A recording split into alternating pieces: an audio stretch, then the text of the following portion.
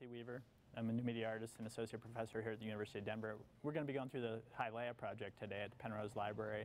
The Hylaea series is a series of interactive installations that I've been working on over the last 5 years, dealing with lost ecological memory and the notions from archives of the past in the context of the present, and what's been lost in our surroundings over the last 120 years in North America.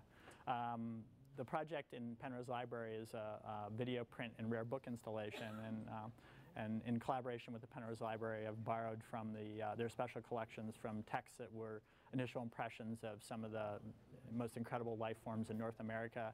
And the other part of that collaboration is with the Denver Museum of Nature and Science, working from their extinct bird collection and the resting state of a lot of these species that were the initial impressions were in the Audubon books, and now they're in in the resting state in the museum collection.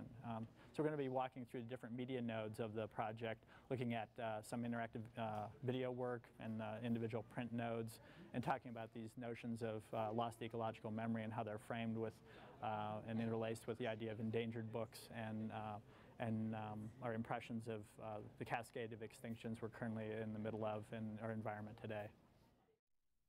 Media cluster number 1 of the exhibition is found on the lower level of the library at the bottom of the main stairwell.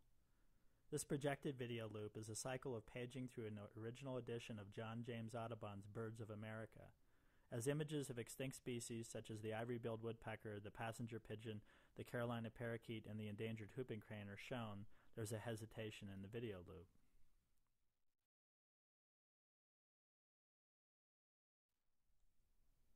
Media cluster number 2 of the exhibition is found in the exhibition space of the east side of the main level of the library. This collection of print images is composed of detailed scans from the extinct bird collection of the Denver Museum of Nature and Science. Included are images of the passenger pigeon, the ivory-billed woodpecker, Bachman's warbler, and the Carolina parakeet. Original editions of John James Audubon's Birds of America and Carl Lumholtz's Unknown Mexico, texts which were the original published images of many of these lost birds, flanked the prints in the space.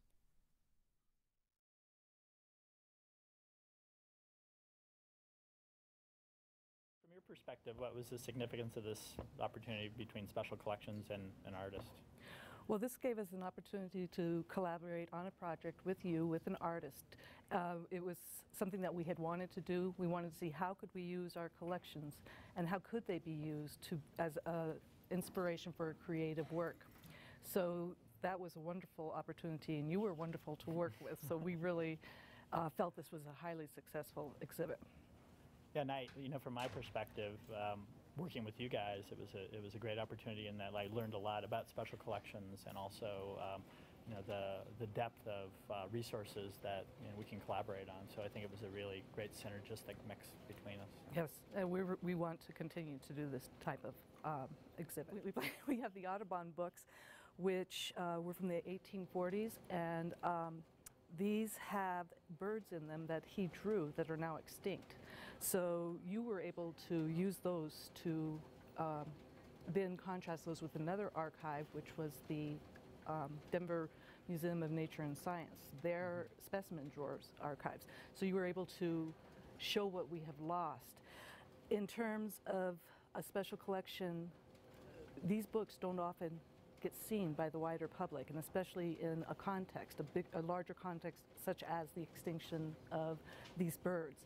So this was an opportunity for us not only to show our collections, but how these make us think about the world we live in today and what we lose if we don't pay attention. So we have to preserve our books, and we have to preserve our environment. It's a good message. Media cluster number 3 of the exhibition can be found on the east wall of the upper level of the library in the stacks. This video and audio work is driven by computer software which senses the paging in the video loop projected in the main stairwell.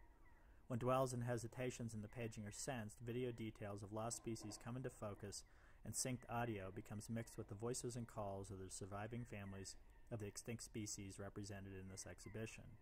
When paging resumes, an overview of lost habitat is projected in sync with audio produced from computer translations of human cryptochromic proteins, the proteins in human beings which sense time and light and perhaps enable our drive for territoriality.